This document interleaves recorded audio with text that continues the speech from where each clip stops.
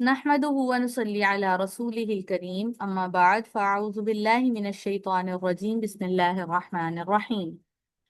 आज का हमारा लेसन मुतफरिक मुख्तलिफ किस्म के कवायद पर मुश्तमिल होगा। और फिर हम उसमें से पहला कायदा पढ़ते हैं कि कुरान मजीद के पारा नंबर 12 सूरतुल हूद में कलमा मजरेहा है। इसमें इमाला होगा जिसकी अदायगी या मजहूल, जैसे आए, गए, कतरे, ठीक है, कपड़े। जिस तरह हमारी उर्दू में बड़ी ए की आवाज होती है, इस रा की खड़ी जेर को छोटी ए की बजाय बड़ी ए की आवाज से पढ़ेंगे, उसी को कहते हैं या मजहूल। ठीक है, बड़ी ए की जो आवाज होती है उसे कहते हैं या मजहूल। तो जो इस रा के नीचे खड़ी जेर है, इसको बड़ी ए की आवाज से पढ़ेंगे मजरेहा। ये कुरान मजीद में जो हमारी रिवायत है उसमें सिर्फ एक ही कलिमा है जिसके अंदर इमाला होता है। जो छोटी ए की आवाज को, या की आवाज को मजहूल पढ़ना, उसको कहते हैं इमाला। और हमारे जो कुरान मजीद है उसमें ये कलिमा एक ही दफा आया है, सूरतुल हूद में। अच्छा जी। इसी तरह कुरान मजीद में 6 कलिमात अज़्ज़करैनी अल्लाहु अल आना के हैं। इनमें आम इबदाल होता है मगर तस्हील भी जायज है। अब यहाँ पे इबदाल और तस्हील, ये दो बातें आपके समझने की हैं। इबदाल कहते हैं बदलने को, जैसे आपने अभी वक्फ बिल इबदाल पढ़ा था कि उसमें एक हर्फ को दूसरे हर्फ से या किसी और कायदे से बदल दिया जाता है। और तस्हील कहते हैं नरमी को। ठीक है, तस्हील वैसे कहते हैं नरमी को। अब यहाँ पे क्या मुराद है कि इबदाल, यहाँ पे असल में ये जो कलिमात हैं अज़्ज़करैनी अल्लाहु, ये कलिमात असल में दो हमजा के साथ हैं। अज़्ज़करैनी अल्लाहु अल आना। अरबी में जो इस तरह का दो हमजा आए, एक हमजा पहला जो होता है वो सवाल के लिए आता है। ठीक है, कोई सवाल पूछने के लिए।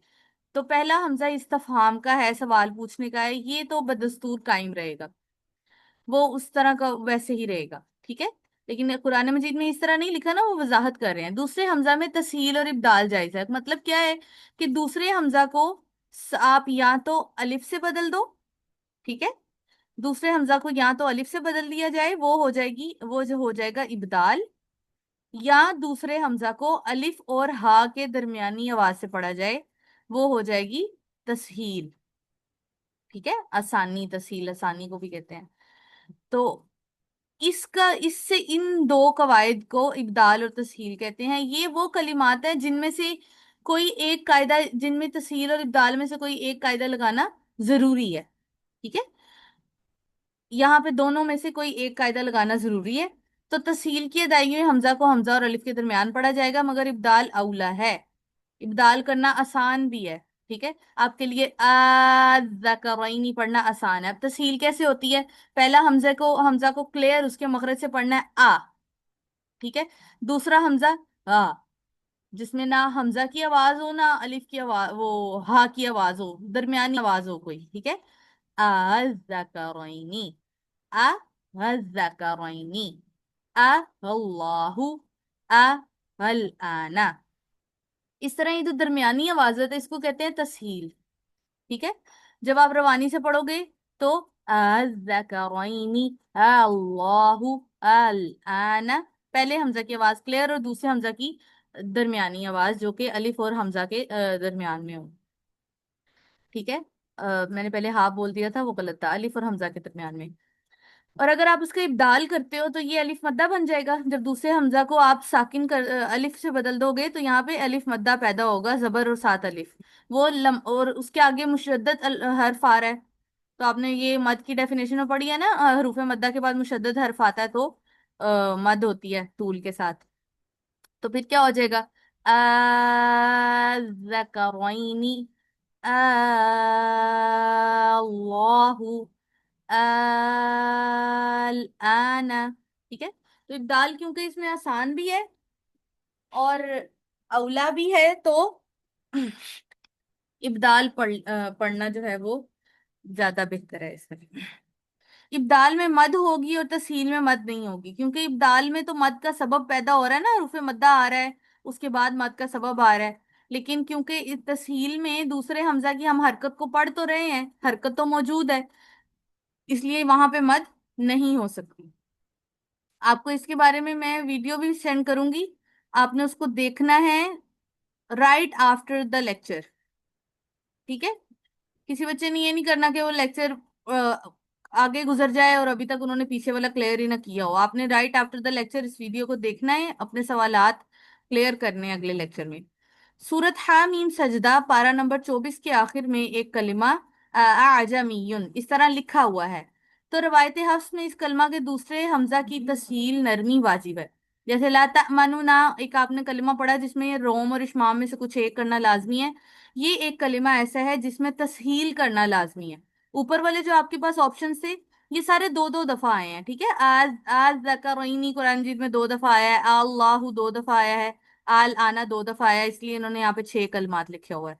आजमीन ये एक ही लफ्ज है जो कि 24वें पारे के आखिर में आता है। इसमें तस्हील, इसमें जो दूसरा हमजा है उसमें हमजा को हमजा और अलिफ के दरमियान पढ़ना वाजिब है, यानी आप इसमें तस्हील के अलावा कुछ नहीं पढ़ सकते। अगर आप पढ़ोगे तो वो गलती शुमार होगी। ठीक है, और सेम उसका ऊपर वाला तरीका होगा आ और आ आ आजमीयुन आजमीयुन। कायरीन इन मकामात पर कवायद का लिहाज करते हुए तिलावत फरमाए, जहां पे जो चीज वाजिब है वहां पे कोई और चीज पढ़ना गलती में शुमार होगा। असल में अदायगी तो उस्ताद के अलावा नामुमकिन है। बिल्कुल ये देखिए कि अगर आप इसको पढ़ भी लेंगे तो आपको अगर उस्ताद ना बताए तो आपको कैसे पता चलेगा तस्हील क्या चीज होती है, ठीक है, इमाला क्या चीज होता है। ठीक है ना, तो इसलिए उस्ताद की रहनुमाई जरूरी होती है। वैसे तो ये एक बहुत बड़ा टॉपिक है, बहुत इसमें तफसील है, लेकिन आपकी किताब में अभी क्योंकि ये इब्तदाई किताब है इसके अंदर अभी इतना ही है। अच्छा, इसके बाद ये जो है सख्ता के अहकाम, और इसके बाद ये इदगाम के अहकाम, ये हम पढ़ चुके हैं। बाज मुकामात पे कुरान मजीद में स्वाद के ऊपर छोटा सा सीन लिख दिया गया है, वो ये है यकबिजु व यबसुतु। सूरतुल बकरा में ये लफ्ज है, इस पे सीन लिखा हुआ है। फिल खल्qi बस्ता, यहाँ पे सीन लिखा है। अम हुमुल मुसैतिरून, और भी मुसैतिर, आगे उन्होंने सूरतों के नाम भी पढ़ाए हुए। पहले दो में खालिस सीन पढ़ो, यानी जहाँ सीन लिखा है वहां सीन ही पढ़ना है। तीसरे में सीन या स्वाद दोनों पढ़ सकते हैं, और चौथे मुकाम पर सिर्फ स्वाद ही पढ़ा जाएगा। ये लाइन वाइज उन्होंने लिखे हैं।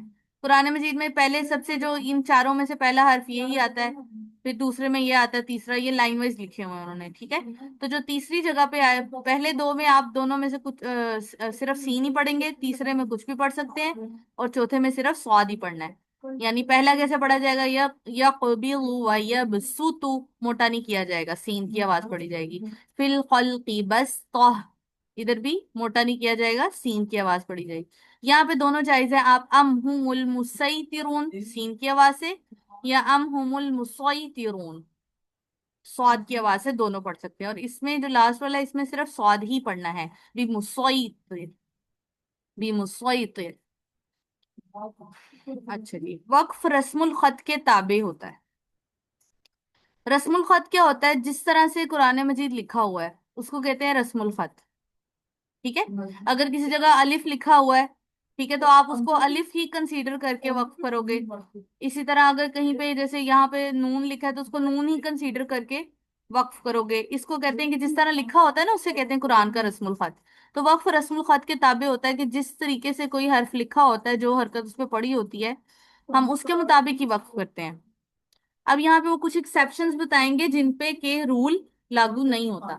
बाज मुकामात पर कुरान मजीद में अलिफ लिखा होता है मगर वसलन नहीं पढ़ा जाता। वसलन का मतलब जब आप तिलावत करते हो पिछले हर्फ को अगले हर्फ से मिला के पढ़ते हो, ठीक है, तो उस वक्त वो अलिफ नहीं पढ़ा जाता, लेकिन वक्फ में अलिफ पढ़ा जाएगा। जैसे अना, कल अलिफ वसलन नहीं पढ़ा जाता, मगर इस पर वक्फ करें तो अलिफ पढ़ा जाएगा। अना एक एक्सेप्शन है रूल की, यहाँ पे दिखने में यहाँ पे अलिफ मद्दा है। ठीक है, तो अगर हम रस्मुल खत को देखें तो यहाँ पे अलिफ मद्दा है, लेकिन ये इस पे अलिफ मद्दा के मुताबिक वक्फ नहीं होता। अगर हम यहाँ पे वक्फ करते हैं तो यहाँ अलिफ मद्दा के मुताबिक वक्फ वसलन अलिफ मद्दा नहीं पढ़ी जाती, लेकिन वक्फ अलिफ मद्दा के मुताबिक ही होगा। वसलन जब आप अगले हर्फ से मिलाते हो तो इसको अना बोलते हैं, अना नहीं बोलते। इसी तरह जेल के कलिमात भी पढ़े जाएंगे। और यहाँ पे निशानी लगी होती है, जो ये कलिमात है, यहाँ पे एक निशानी होती है कि इनके अलिफ के ऊपर एक छोटा सा दायरा होता है। ठीक है। अना तो कुरान मजीद में बहुत ज्यादा दफा आया है ना। तो बाकी जो ये वाले कलिमात हैं ये मखसूस सूरतों में ही आते हैं। और वहां पे निशानी के तौर पे एक छोटा सा दायरा लगा होता है। और उस दायरे से आपको पता चल जाता है कि यहाँ पे जो अलिफ है, अगर आप मिला के पढ़ोगे तो वो अलिफ नहीं पढ़ा जाएगा, और अगर आप वक्फ करोगे तो वो अलिफ पढ़ा जाएगा। ये देखिए अज़ुनूना, अगर ये तो हो गया वक्फ। अगर आप इसको मिला के पढ़ोगे अगले लफ्ज से, अज़ुनूना। लेकिन ये जो तीन हरूफ है सूरतुल अहज़ाब वाले, ये आयत के एंड पे आते हैं। ठीक है। तो वहां पे तो वक्फ करना ही होता है हमने, तो वहां पे अलिफ मद्दा फिर पढ़ा जाएगा, क्योंकि वक्फ में पढ़ा जाना है। जब आप अगर आयत को मिला के किरात कर रहे हो तो फिर आप बेशक उसे छोड़ोगे। कवारीरा ये दो दफा आता है, उसमें से जो पहला है उसके ऊपर दायरा लगा हुआ है और वहां पे भी आयत मुकम्मल हो रही है। वक्फ होगा तो वहां पे आप उसको अलिफ मद्दा को पढ़ोगे, अगर वक्फ नहीं हो रहा फिर अलिफ मद्दा को नहीं पढ़ोगे। लाकिन ये सूरतुल कहफ में है, अना जहां भी आए, सलासिला ये भी सूरतुल दहर में है। सलासिला में वक्फन दो किरातें आई हैं, सलासिला अलिफ के साथ और सलासिल हज़फ़े अलिफ के साथ। अलिफ को गिरा के और अलिफ के साथ, दोनों तरीके से पढ़ा जा सकता है। चलिए यहाँ तक काफी है इंशाल्लाह ताला। अगर आपका कोई कंफ्यूजन है तो आप इसके बाद सवाल कर सकते हैं।